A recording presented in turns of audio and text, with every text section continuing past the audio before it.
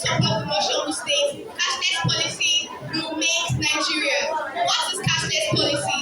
Cashless policy is a policy that is aimed at reducing the rate at which huge raw cash is used for financial transactions, but encourages the use of financial instruments like POS machines, ATM cards, bank transfers, and other financial instruments for transactions.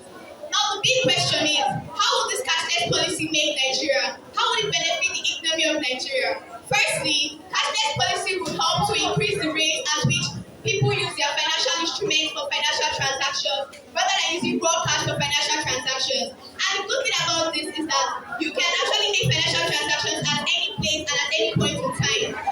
Cashless policy will also help to reduce the rate at which illegal money circulates in the country. Earlier on, when there was circulation of money, when there was circulation of cash in the country, people were victims of fake 1,000 naira, fake 500 naira. But due to this cashless policy, people are no longer victims of such because in your account you don't have fake 500 naira or fake 1,000 naira. All thanks to cashless policy. This cashless policy has also helped to reduce extravagancy. People don't know how to save their money because earlier on, when people had cash in their pockets, anything that gets their attraction, they want to purchase that item. But due to the fact that their money is no longer with them and their money is now in their account, people now learn how to save their money. It has reduced the rate of extravagancy. This cashless policy has also helped in increased revenue for the government. This through the adoption of this electronic gadget channels for financial transactions, the revenue of the government has greatly increased due to reduction in leakages and increments in tax compliances. For instance, the Federal Inland Revenue Service (FIRS) has stated that there has been a great increase in the revenue of the government through value-added tax, that is VAT. Without a doubt, this cashless policy has also helped to reduce the rate of crimes in the country. Crimes like armed robbery, kidnapping, terrorism, ransom payments, drafting, and so many other financial related crimes. Without cash, criminals can no longer purchase their goods and services easily because every transaction they make can easily be linked through their bank account, and this has helped the law enforcement agencies to track down a lot of criminals. Thank you. With utmost respect, I give honor to you, Mr. by saying, good day, Mr. Chairman, panel of judges, accurate timekeeper, the moderator, and my fellow students. My name is Obe Tepel, a student representative of Year 12, and I am here ready to strongly oppose the motion which states the cashless policy system will make Nigeria. Before I delve into the crux of the matter, I would like to define the key phase for the motion for discussion, which is cashless policy. According to IHI Global, Publisher for Timely Knowledge, cashless policy is a policy that discourages the use of huge raw cash, but encourages the use of ATM cards, bank transfers, point of sale systems, popularly called POS, and other financial issues. I strongly oppose this motion with the following point. The heterogeneous state of Nigeria. Nigeria is a heterogeneous state and not a nation. There is sensitivity among its people. We are people of different food, language, culture, dressing, and ethnicity. In a state where we are not people of one voice, the Igbos have something to say. The Yorubas want to be entitled to their own opinion. The Hausas and Fulanis want to most region of the entire heterogeneous state. Meanwhile, they say about 250 ethnic groups who love to hear their views and be heard.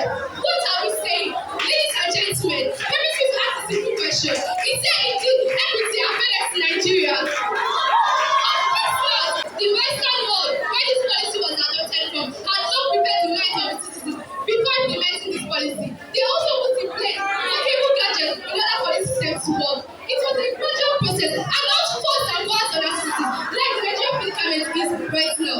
Secondly, lack of preparedness for IT infrastructure base. The government is completing the Nigerian citizens into online transactions without proper IT infrastructure base.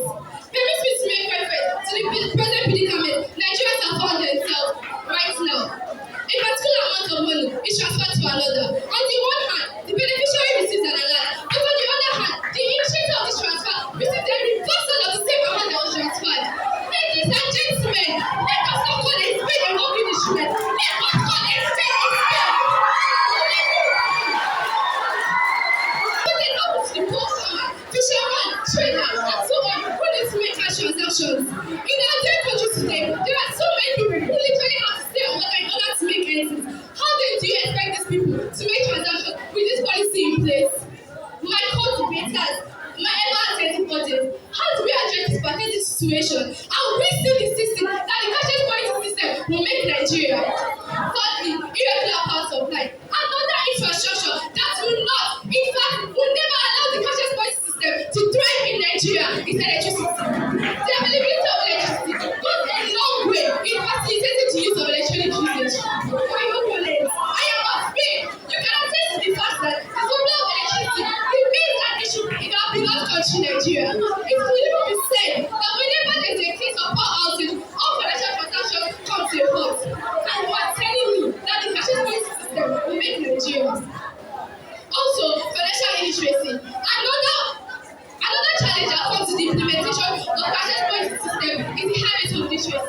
Men today are not literate enough to understand how cashless transactions work. How then do you expect this policy to work in a country where there is the level of literacy is higher than the level of literacy? Finally, inadequate sensitization or education. Many, I repeat, many have faulted the government in their lack of adequate sensitization and education demands on the benefits of cashless economy. It is often said, whenever the purpose of something is not so, abuse is inevitable. Therefore, research has proven that more than 60% of the Nigerian population do not know, in fact, are practically unaware of the benefits associated with cashless policy. My opponents, why then are you celebrating this policy? In my ever-attentive audit, the chairman, panel of judges, the moderators, the only way the cashless policy system can work and make a society is when and only when the government will complete the necessary infrastructure needed for this policy to work. Thank you.